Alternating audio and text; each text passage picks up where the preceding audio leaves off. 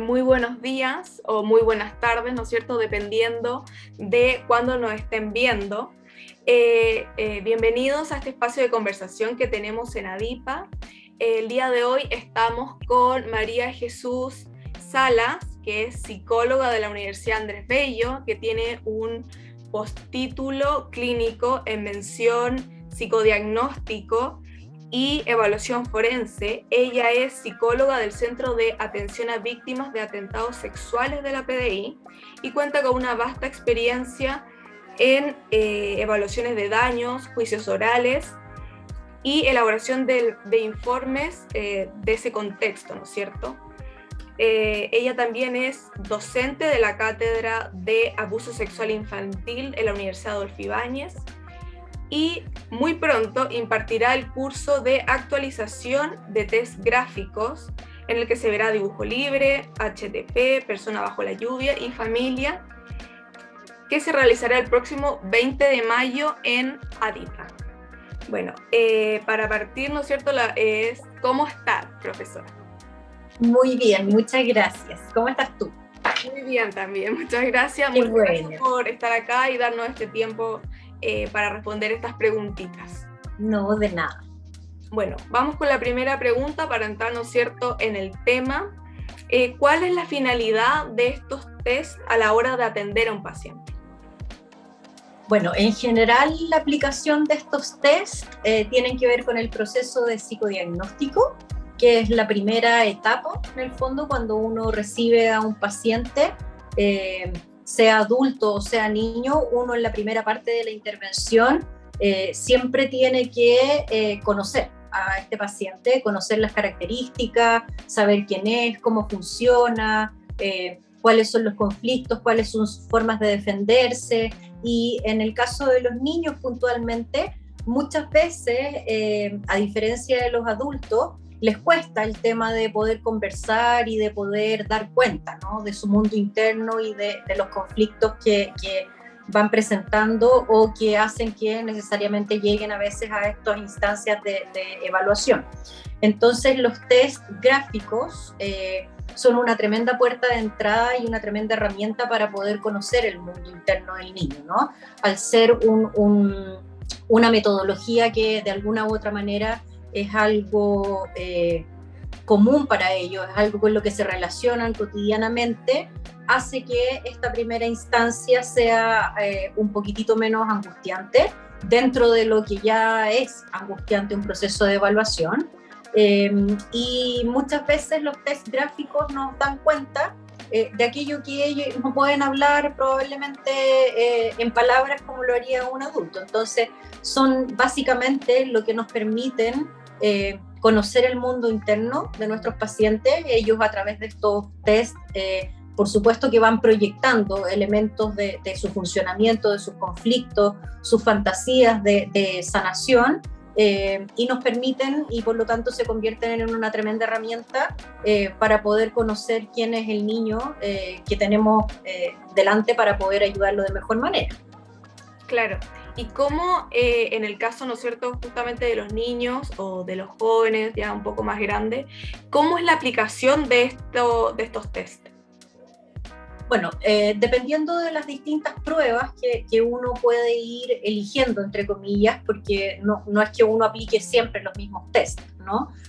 Hay alguna batería como estándar, podríamos decir, de algunas cosas, pero uno, por supuesto, la va modificando en función de las características de los niños, del rango etario, del desarrollo, como dices tú, de adolescentes también. Entonces uno va eligiendo, ¿no?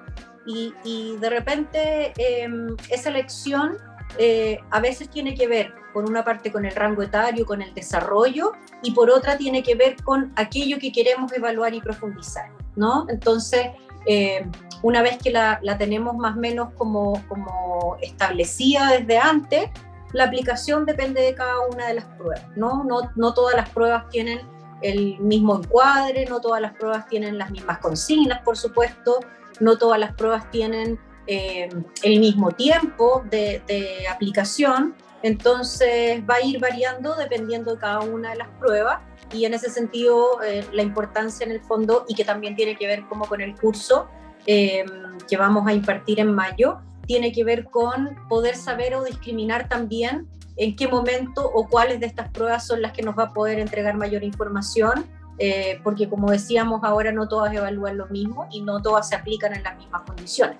Entonces hay que conocer cada una de las pruebas para poder ir eligiéndolas y sacarle el mayor provecho posible. ¿Y en qué tipo de pacientes se pueden llevar a cabo este tipo de procedimientos? ¿Solamente en niños o adolescentes o también se pueden llevar a cabo con adultos? Sí, hay muchas de las pruebas que si bien tienen, entre comillas, un fundamento o a lo mejor a raíz de la naturaleza, estas pruebas que tienen que ver como con el tema de hacer dibujo, está muy pensado como en el general de la población, de que son como propias del mundo infantil o del mundo adolescente, ¿no?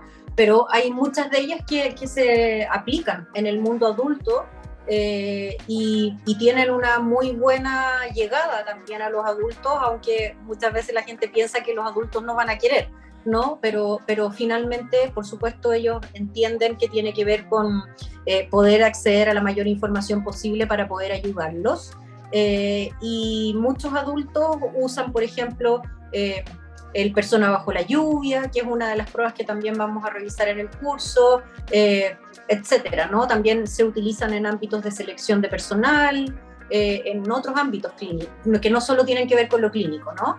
Pero se pueden utilizar en un amplio rango de etapas de desarrollo, ya sea de la infancia hasta la adultez. Ya. Y por ejemplo, en el caso cuando, ¿no es cierto?, uno hacer estos ejercicios o estos dibujos, ¿no es cierto?, al paciente, ¿solamente se analiza el contenido del dibujo o también es parte del proceso observar otro tipo de características al momento de realizarse, como la forma en que lo hace, quizás cómo toma el lápiz, cómo apoya el papel? ¿Esas cosas también influyen? ¿Es parte del proceso de observar?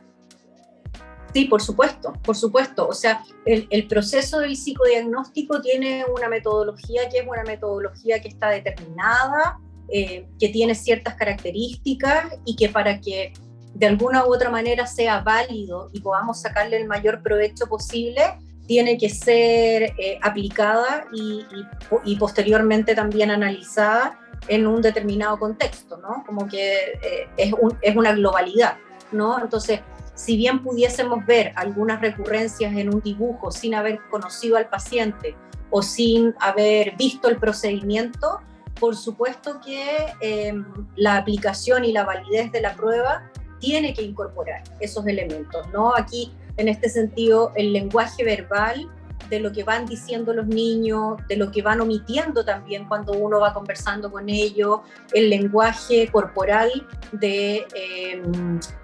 al momento de realizar uno de los psicodiagnósticos es una parte fundamental que uno tiene que irla incorporando en las cosas que uno va de todas maneras señalando o registrando de la aplicación de la prueba, porque sabemos, y bueno, yo trabajo puntualmente harto como con el tema del trauma, ¿no? Y sabemos que el trauma, una de las características que tiene es la dificultad de algunas simbolizaciones, ¿no?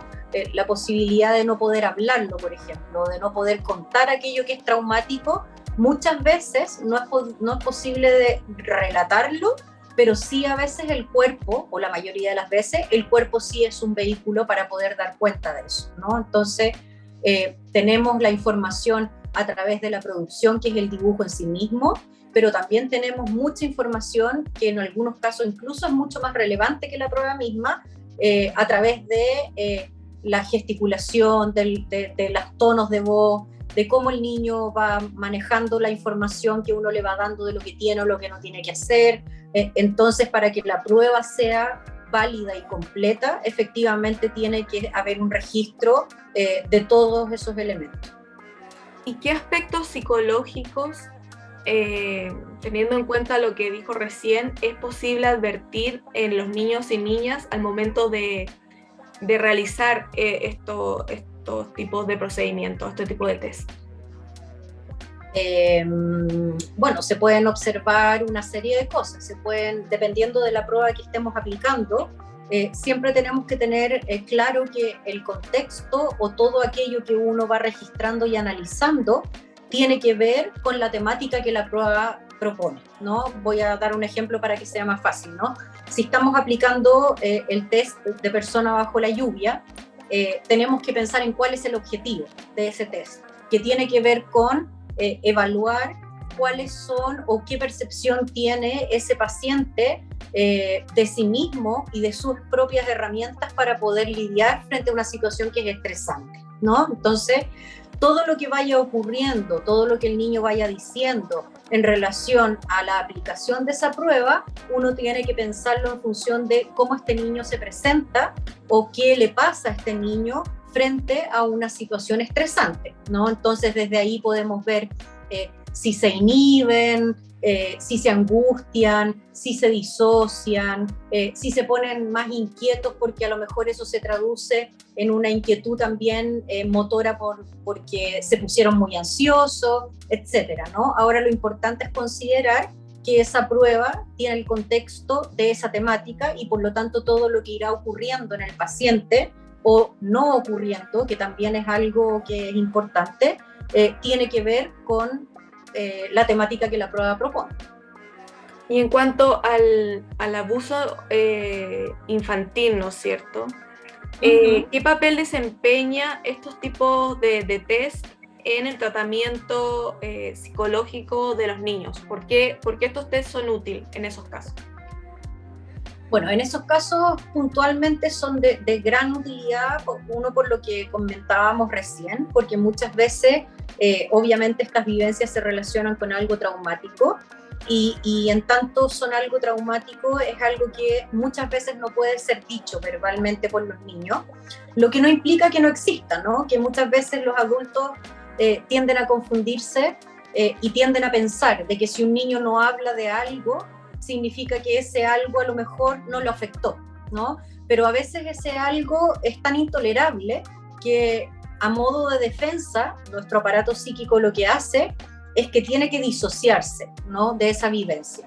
Y por lo tanto muchas veces los niños no logran hablar sobre las cosas que son extremadamente difíciles porque no logran poder ponerlas en palabras, que eso tiene que ver con la simbolización. Y lo que nos puede entregar mucha información respecto de cómo efectivamente se siente ese niño a raíz de un supuesto hecho de una transgresión sexual, muchas veces va a quedar más claro en lo que hacen que en lo que dicen, ¿no? Entonces, la aplicación de las pruebas, el dibujo, la no verbalización, el contacto corporal o cómo el niño se va moviendo o no se va moviendo, es información fundamental en el momento de evaluar situaciones traumáticas como lo es la agresión sexual. Claro. ¿Y en qué fase de la terapia se implementan este tipo de test? Dependiendo obviamente de la edad, ¿no es cierto?, del paciente y del tipo de test también. ¿En qué momento se utiliza? Bueno, como primer objetivo, uno tiene que conocer al paciente y conocer qué es lo que le pasa a este paciente y de qué manera le pasa a este paciente para nosotros poder pensar posteriormente en si ese paciente requiere o no una intervención y qué tipo de intervención requiere. Lo que hacemos es aplicarla al principio, ¿no? Porque esto nos va a dar como un mapa general de qué es lo que le pasa a este niño en cuestión, ¿no? Ahora, sin embargo, pasa también que como son muy útiles al momento de poder evaluar, que son pruebas de psicodiagnóstico, muchas veces uno en los procesos de terapia de estos niños ocupa estas pruebas como una especie de retest, ¿no? O sea, tenemos el test que aplicamos cuando conocimos al paciente en un momento inicial y posterior a esto 6 meses, por ejemplo, porque tampoco podemos aplicarlas muy seguido, ¿no? Tiene que haber un espacio mínimo entre una aplicación y otra. Entonces, por lo tanto, podemos después de 6 meses volver a aplicar la misma prueba y podemos ir mirando y contrastando las diferencias que hay entre estas y podemos volver a aplicarlo, por ejemplo, al final de la terapia o algo, si es que nos resulta necesario, si es que nos resulta un ejercicio que es provechoso para poder ayudar al paciente, porque aquí lo central siempre tiene que ver con que lo que hagamos en el proceso sea útil para el paciente, no necesariamente sea útil solo para uno, ¿no? Aquí el espacio está pensado para ayudar al paciente. Y si el retest de estas pruebas nos va a dar información que sea útil para poder ayudarlo, bueno, lo podemos aplicar cada cierto tiempo, por supuesto, manteniendo o teniendo claridad de cuáles son las condiciones en las que se pueden aplicar estos retests, pero sí se puede hacer en distintos momentos de la terapia. Ya. Y a su juicio, ¿cuál cree que son los aprendizajes esperados que tendrán los profesionales que quieran, ¿no es cierto?, tomar este curso que, como ya dijimos al principio, se va a realizar el 20 de mayo en ADIPA? Sí, yo en general cuando hacemos estos cursos los pensamos desde distintos lugares, ¿no? Para mí, por ejemplo, una de las cosas importantes tiene que ver con el refrescar la memoria, ¿no? Un poco como estas son cosas que uno probablemente aprendió en la universidad, probablemente nos enseñaron como a grandes rasgos, en algunas universidades probablemente se profundiza más en estas técnicas o en otras, no lo sé, ahí depende de cada facultad. Sin embargo, creo que después de un tiempo es bueno siempre repasar, ¿no? Repasar en términos de que si uno no lo usa tan frecuentemente, quizás no tienes tan fresco como era, no sé, la consigna, podríamos decir, o cómo es el espacio, o cómo debe ser el setting o el encuadre de aplicación, cómo es el procedimiento de aplicar la prueba misma. Entonces, en ese sentido, creo que por una parte el refrescar la memoria de lo que realizamos hace tanto tiempo siempre viene bien, ¿no? Como primera parte. Y como segunda parte, y que creo que para mí es un poco lo más importante, es que tiene que ver con poder ayudar o poder contribuir a un pensamiento probablemente un poco más analítico en términos de un análisis clínico que va más allá de las tabulaciones, que va más allá de estos checklists que podemos encontrar en muchos lugares, ¿no? Como siempre yo le digo a los alumnos que si es por quedarnos en el checklist de que hacer tal cosa significa tal cosa, pero nos perdemos el análisis clínico que podemos hacer mucho más a profundidad de por qué es lo que implica, qué implica para este paciente, por qué este checklist, por ejemplo, de que hacer A significa B, no puede ser aplicado de la misma manera para dos pacientes, y ahí pudiésemos pensar clínicamente y hacer un análisis más profundo. Esa es principalmente para mí la invitación y la mayor ganancia al momento de impartir el curso, ¿no? Yo siempre les digo que si se van con la posibilidad de hacer un análisis un poco más profundo en términos de pensar por qué es que este paciente o de qué manera este paciente se expresa esta sintomatología que pudiese expresarse en otro paciente también, pero de distinta manera, eso ya para mí es una ganancia y creo que es, por lo menos en los cursos anteriores que hemos dictado, creo que es para mí y lo que han dicho los alumnos como el principal beneficio, ¿no? Como acompañarlos a poder buscar una manera de analizar y de pensar las cosas más allá de estos checklists o estas cosas evidentes que podemos encontrar hoy en día en cualquier parte. Claro. Bueno, le quiero agradecer por el espacio que nos dio para tener esta conversación y le quería consultar si quiere agregar algo más, algo que quieras decir. No, nada, en general para mí las experiencias con ADIPA son siempre muy satisfactorias. Me encanta la participación que tienen los alumnos en los cursos, me encanta la inquietud que tienen y las ganas que tienen también como de poder aprender y efectivamente ir un poco más allá, que es la propuesta que tenemos o que yo tengo personalmente para poder ayudarlo. Así que los dejo invitados a participar del curso, a que le saquemos el provecho mayor, porque aquí todos aprendemos. Y nada, darles las gracias por el espacio y invitarlos a que participen activamente también en las clases. Bueno, entonces nos despedimos con esta conversación y nos vemos en la próxima. Muchas gracias. Muchas gracias. Que estés muy bien. Igual.